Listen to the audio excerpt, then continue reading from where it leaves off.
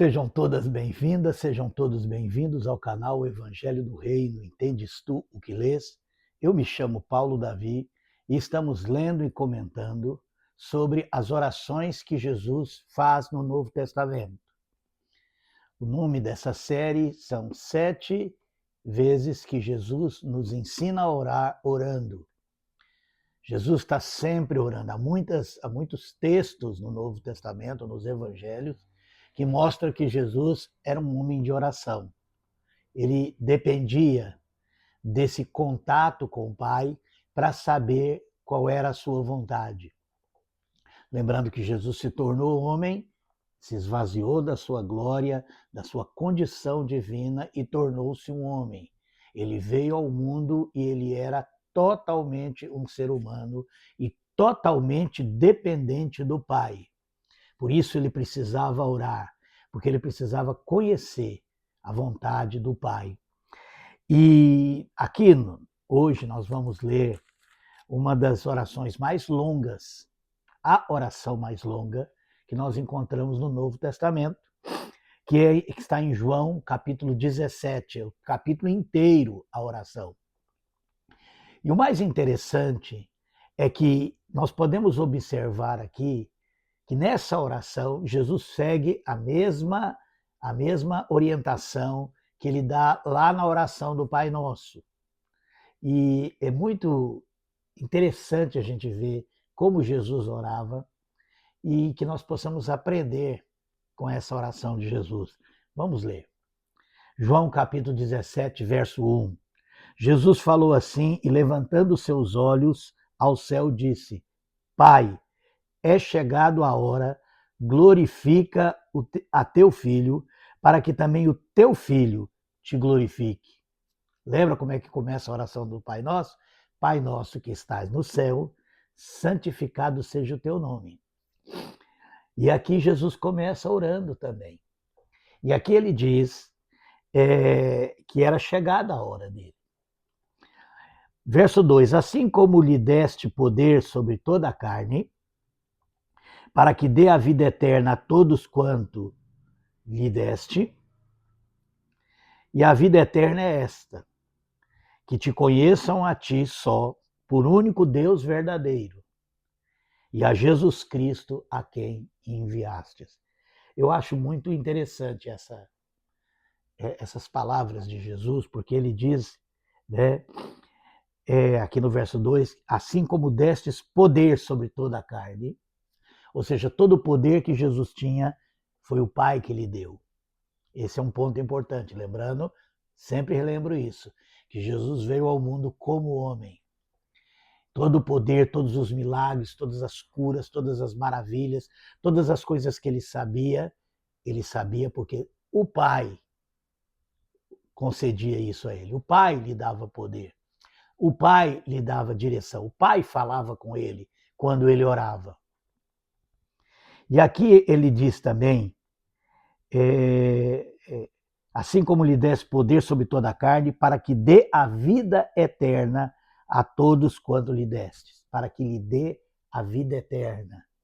Ou seja, a vida eterna foi nos dada por Jesus Cristo. Mas o que é essa vida eterna?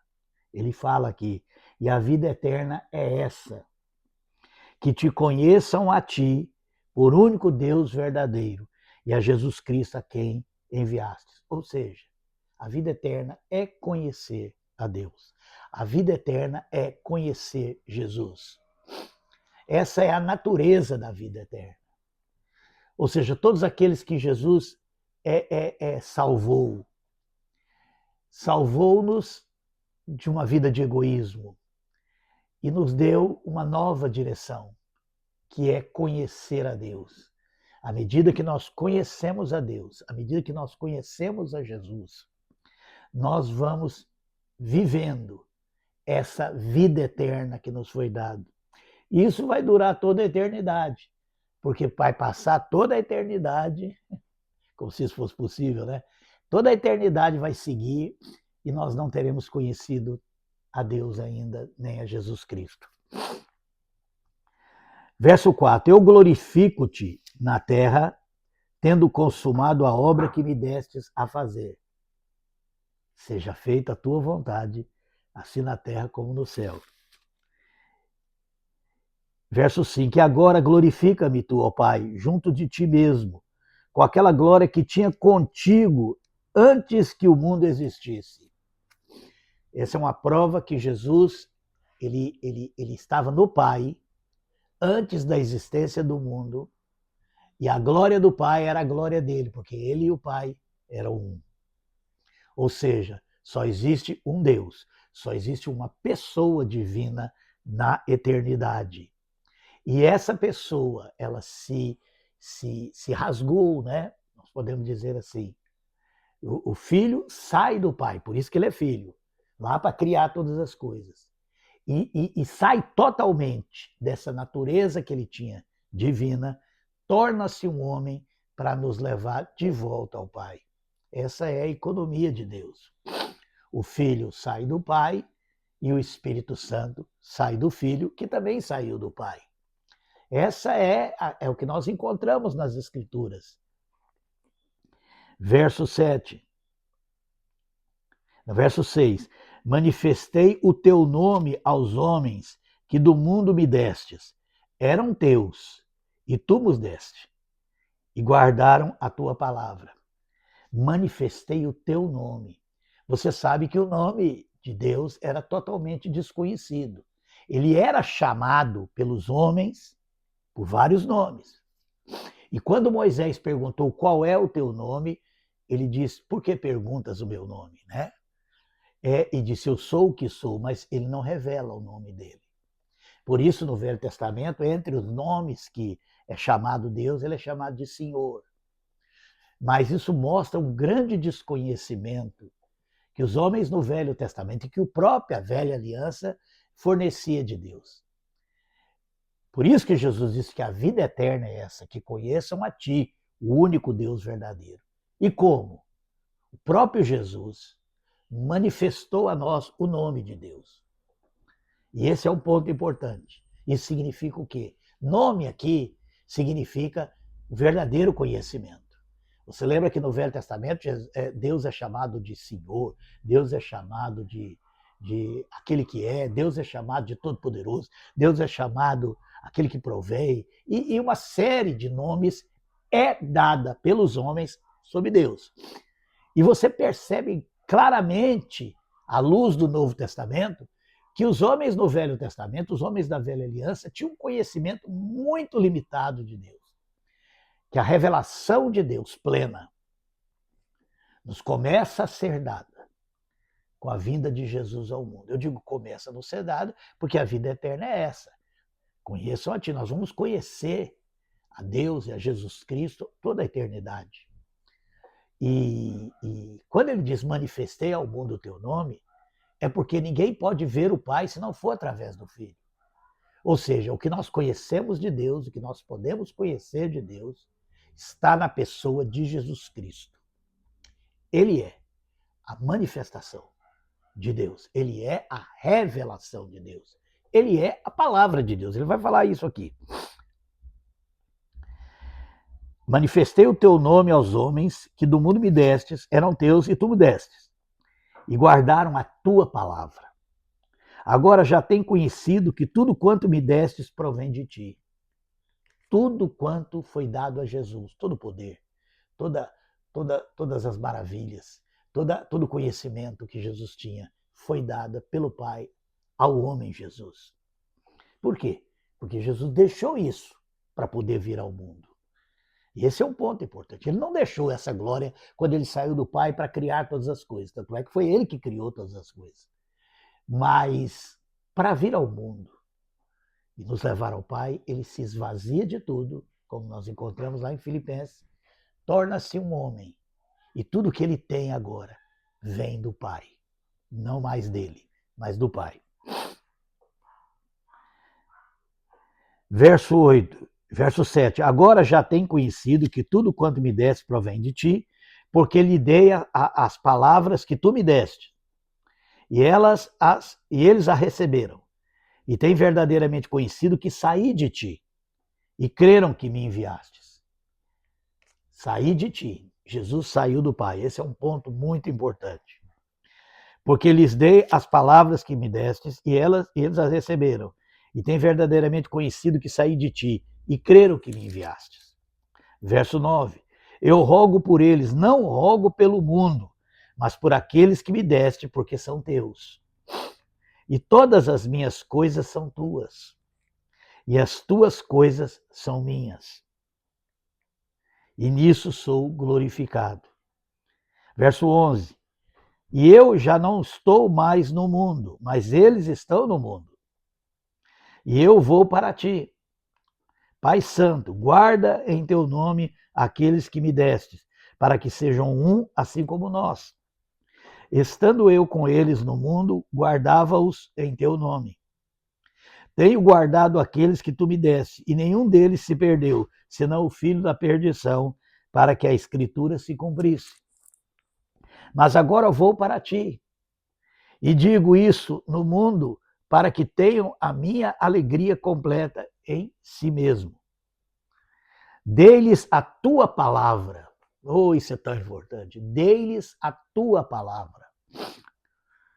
E esse é um ponto que para mim tem um significado muito profundo. Muita gente diz que a palavra de Deus é a Bíblia.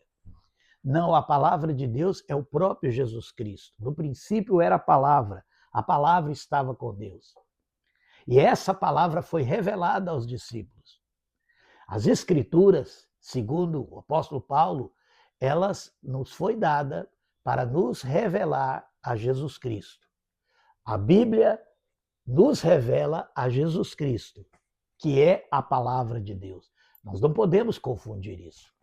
Muitas pessoas pegam esse livro e fazem dele algo em si.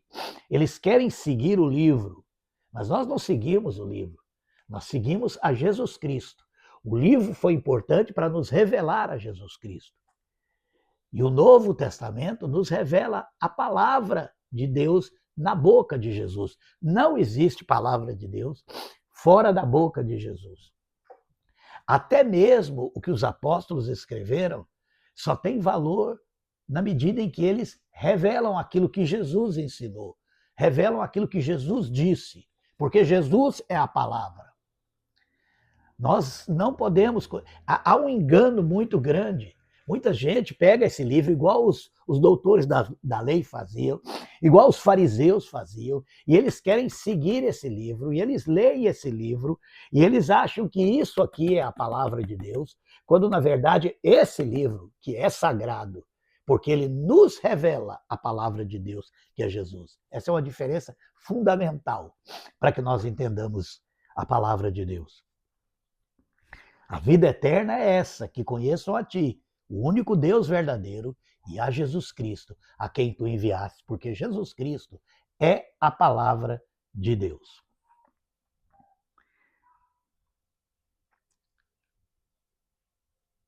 Verso 15.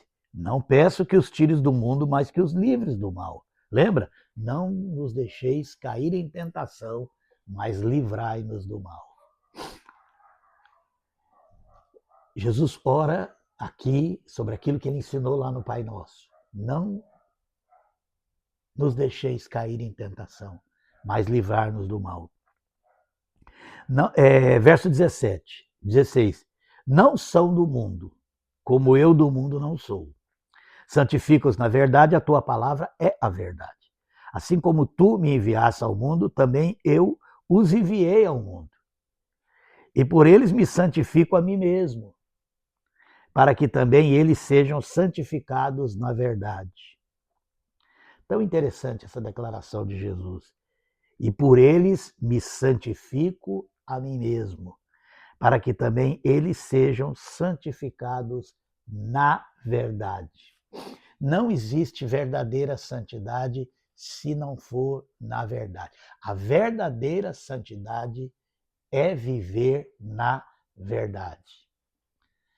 E esse é um ponto importante, porque havia no tempo, né, sempre houve uma ideia de que santificação é isolamento, santificação tem alguma coisa a ver com seguir regras morais, santificação tem alguma coisa a ver em afastar dos homens. Aqui Jesus diz bem claro, assim como eu fui enviado, eu envio a eles. e eu me santifico a mim mesmo. Para que também eles sejam santificados na verdade. E não rogo somente por estes, mas também por aqueles que pela tua palavra hão de crer em mim, para que todos sejam um como tu, ó Pai, o és em mim, e eu em ti, que também eles sejam um em nós, para que o mundo creia que tu me enviastes. Aqui ele está falando sobre a sua igreja. Esses que são uns com os outros, como Jesus era um com o Pai. Aqueles que são um em Cristo. Isso é a igreja de Deus. Essas divisões que nós vemos por aí são invenções humanas. A começar da Igreja Católica Romana, fundada por Constantino como uma instituição para solidificar e salvar o poder imperial. Depois, as que saíram delas, denominações protestantes, nada disso é a Igreja de Jesus. A Igreja de Jesus são as pessoas que Deus deu a Cristo. São as pessoas que receberam a vida eterna. São as pessoas que conhecem a Deus. São as pessoas que são um em Cristo. Não em opinião doutrinária, não em interpretação, né? As instituições religiosas, elas impõem uma única forma de se entender as coisas. Elas cristalizam, né, a palavra de Deus, elas transformam a palavra de Deus num livro, por isso que eles são tão ligados com o livro, porque eles fizeram do livro a sua regra de fé, quase o próprio Deus. Quase, quando eles falam eu sigo a Jesus, é sinônimo de eu sigo a Bíblia. E muita coisa horrorosa já foi feita pelo cristianismo baseado na Bíblia. Por quê? Porque eles fizeram do meio o fim. Porque eles fizeram daquilo que aponta para Jesus Cristo a própria verdade. A verdade é Jesus. E esse é um ponto importante. E quando Jesus disse que ele santificava ele mesmo, ele se separava da religião. A grande contaminação daqueles dias era uma religião, justamente por causa dessa idolatria, por transformar o livro na palavra de Deus, por transformar o livro no próprio Deus. Você lembra como os fariseus faziam tudo no pé da letra, como muitos fazem hoje. E aqui, quando ele diz para que eles sejam um, rogo para que eles sejam um, ele está dando uma direção sobre a natureza da verdadeira igreja. A verdadeira igreja, ela é uma. A verdadeira igreja é composta por pessoas unidas em Cristo. Não por essas instituições com placa, com sede, com templos feitos de tijolos. Isso não tem nada a ver com a igreja de Deus. E muitas vezes isso se opõe à igreja de Deus, justamente por causa da idolatria. Eles idolatram as suas próprias denominações, eles idolatram os seus líderes, eles idolatram a Bíblia ao pé da letra, como eles entendem, né? Porque nem o entendimento da Bíblia é o mesmo, nunca foi, nem pode ser. Quando nós tentamos entender o livro e transformar o livro numa coisa só, que é o que aconteceu quando juntaram, né, o Velho Testamento e o Novo Testamento, o que acontece? Nós perdemos a visão da verdadeira vida eterna, que é conhecer a Deus. É muito importante ler esse livro para conhecer a Deus, que é revelado através dele. Não para criar normas, regras, nem definições de Deus, nem teologias, nem teologia sistemática, eu estou me referindo, né? Onde você sistematiza aquilo que se pode crer e que não crê, e quem crê diferente ou quem pensa diferente, né? É considerado herege, coisas desse tipo. É o que nós vemos hoje, né? Mais de 1 milhão de denominações religiosas, todo dia nasce uma, e isso não tem nada a ver com a Igreja de Deus, porque a Igreja de Deus são aqueles que Jesus salvou, são aqueles que Jesus concedeu a vida eterna, são aqueles que creem em Jesus, que leem a Bíblia para conhecer a Jesus, para conhecer o Pai. Verso 22. E eu lhe dei a glória que a mim me destes, para que sejam um, como nós somos um. Lembra lá, Paulo fala em Efésios, há um só corpo, uma só fé, um só Deus e Pai, um só Senhor, um só batismo. Mas você vai nas denominações, cada uma tem o seu batismo, cada uma tem a sua maneira de entender e fazer, e muitas não aceitam nem o batismo da outra, e é uma loucura. Obviamente, Jesus não estava falando sobre batismo com água, né? Ele mesmo nunca batizou com água, ele está falando a um só batismo, o batismo do Espírito Santo, que saiu de Jesus e nos foi dado. Esse é o batismo que nos salva. Porque é Jesus em nós, nos transformando, nos fazendo a sua própria imagem. Verso 23. Eu neles e tu em mim, para que eles sejam perfeitos em unidade, e para que o mundo conheça que tu me enviaste a mim e os tenha amado a eles como tens amado a mim. Olha que interessante. Eu neles. Sejam um. Eu neles. Primeiro precisamos ser um com Jesus. E à medida que nós somos um com Jesus, nós também somos um com os que dele é nascido. É assim que funciona.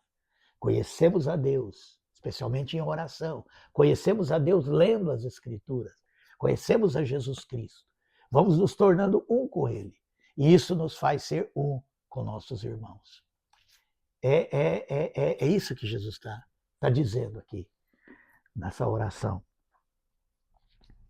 Verso 24, Pai, aqueles que me destes, quero que onde eu estiver, também eles estejam comigo, para que vejam a minha glória que me deste.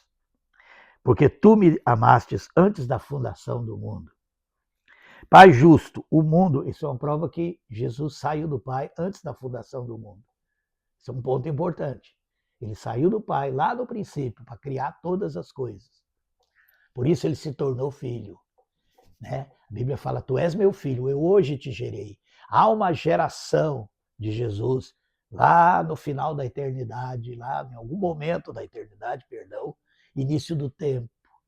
Jesus foi gerado. E significa o quê? Que ele não existia antes e passou a existir? Não. Significa que ele saiu do Pai. Essa é a grande diferença, né? A geração de Jesus. E eu falo agora para as testemunhas de Jeová. Jesus não é a primeira criatura. Jesus é o princípio de todas as coisas. E isso se refere a quando ele saiu do Pai. Em vários lugares, especialmente no Evangelho de João, Jesus sempre usa essa expressão, sair do Pai, volto para o Pai. Sim, ele voltou para o Pai. Ele foi glorificado novamente. Ele assumiu novamente a sua natureza divina, só que não como antes, porque agora é a natureza divina revestindo a sua natureza humana. E esse, para mim, é um ponto importante. É assim que eu leio, é assim que eu entendo. E é assim que, no meu entendimento, as Escrituras é muito clara. É claro que você vai ver uma porção de explicações, e pior, não é o problema não só as explicações. O problema não é as pessoas entender de forma diferente. O problema é quando elas transformam isso na palavra de Deus. Ou seja, o entendimento que elas têm das Escrituras na palavra de Deus. E a palavra de Deus não é o entendimento que nós temos das Escrituras. A palavra de Deus é Jesus Cristo. E esse é um ponto que eu sempre estou repetindo aqui. A palavra de Deus é Jesus Cristo. Verso 25. Pai justo, o mundo não te conheceu, mas eu te conheci. E estes conheceram que tu me enviastes a mim. E eu lhes fiz conhecer o teu nome. E eu lhes fiz conhecer o teu nome. E lhe farei conhecer mais. Olha aí que coisa interessante. Não é uma coisa que a gente pode, agora eu conheço quem é Deus, e escrevo ali e falar, isso aqui que é Deus. Não. É algo para a eternidade. Por isso que não pode ser fechado, por isso que não pode virar um dogma, uma ideia fechada, né? Porque como é que nós podemos fechar, explicar Deus? Deus é inexplicável. E ele é inexplicável não porque nós não podemos conhecê-lo. Ele é inexplicável porque nós, por mais que o conheçamos, não o conhecemos. Esse é o grande paradoxo que Karl Barth falava, né? O grande paradoxo, quanto mais eu conheço a Deus, menos eu conheço. É muito interessante isso. Isso é algo para a eternidade. A eternidade vai seguir e nós vamos continuar conhecendo a Deus por meio de Jesus Cristo. Por meio de Jesus Cristo. Porque até lá no céu, que nós vamos ver, ou na nova terra, né, na nova criação, o que nós vamos ver, o que nós vamos poder tocar e ter essa comunhão é com Jesus Cristo. É através dele que nós conhecemos o Pai. É por isso que ele não diz lá em João, ninguém vai ao Pai senão por mim. Ele diz, ninguém vem ao Pai senão por mim. Porque ele é o caminho, a verdade e a vida. E ninguém vem ao Pai se não for por Jesus Cristo. Verso 26, para terminar.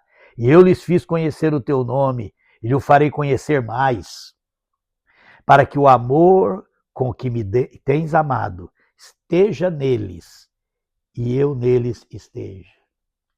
O amor que me tens amado esteja neles, e eu neles esteja. Esse último versículo, essas últimas palavras de Jesus, faz entender o verso 19. E por eles me santifico a mim mesmo, para que também eles sejam santificados na verdade. Ou seja, o que é essa santificação? É justamente o amor de Deus em nós. Santidade é amor. O amor com que o Pai amou o Filho, o amor com que o Filho nos amou, o amor com que Deus nos amou e deu seu Filho para nos salvar. À medida em que nós conhecemos a Deus, que é amor, o próprio João já disse isso, né? Deus é amor, lá em 1 João. Nós conhecemos o amor de Deus, conhecendo a Jesus.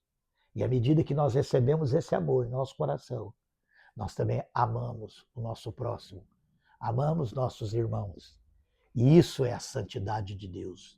Não existe santidade fora da verdade, não existe santidade fora do amor. Quanto mais eu cresço no amor de Deus, quanto mais eu tenho esse amor na minha vida, mais santo eu me torno. E isso não tem nada a ver com perfeição humana, isso não tem nada a ver com regras morais, religiosas, isso não tem nada a ver com isso. Tem nada a ver com não comer, não beber, não ir, não fazer. Tem a ver com quanto eu amo o meu próximo. Porque o amor de Deus é uma consequência em nós do conhecimento de Deus. Porque quanto mais eu conheço a Deus, mais eu amo as pessoas lá fora. Essa relação entre nós e Deus, ela só é verdadeira se isso transborda para o nosso próximo. Se nós não amarmos o nosso próximo, nós não conhecemos a Deus. João fala isso também lá em 1 João. Nisso sabemos que o conhecemos, se amarmos uns aos outros. É a única prova que nós temos de verdadeiramente estar conhecendo a Deus e não estar sendo enganado pela religião. Há muitas pessoas que conhecem a Bíblia, mas não conhecem a palavra de Deus. Há muitas pessoas que conhecem a religião, são pessoas religiosas, mas não conhecem a Deus, porque o amor de Deus não está no coração delas, porque o amor de Deus não é derramado para o seu próximo. Por isso, a Bíblia fala que toda lei, né? Paulo fala isso lá em Gálatas, se resume em amarás o teu próximo como a ti mesmo. Por quê? Porque toda lei se resume nisso. Porque esse era o grande propósito, né, de Deus para nós, conhecê-lo. E à medida que eu conheço a Deus, à medida que eu conheço a Deus, eu começo a entender que Deus quer ser amado do próximo, porque Deus não precisa de nós. Deus não precisa de nada de nós. Eu fico vendo aí muitas religiões, né, muitas igrejas reúnem uma vez por semana, 2, 3, 4, e eles ficam ali cantando para Deus, dizendo para Deus que Ele é grande, que Ele é poderoso, que Ele é maravilhoso, como se Deus necessitasse disso. Como se Deus tivesse autoestima baixa e necessitasse que o povo dele ficasse o tempo inteiro lembrando que Ele é grande, lembrando que Ele é amado, lembrando que Ele é querido. Deus sabe se nós o amamos ou não, mas o nosso próximo não sabe. Por isso Deus escolheu que nós o amemos no nosso próximo. Isso é o grande final dessa oração, né? Que Deus nos abençoe, que você possa ter entendido um pouco mais sobre o propósito de Deus para as nossas vidas. Amém.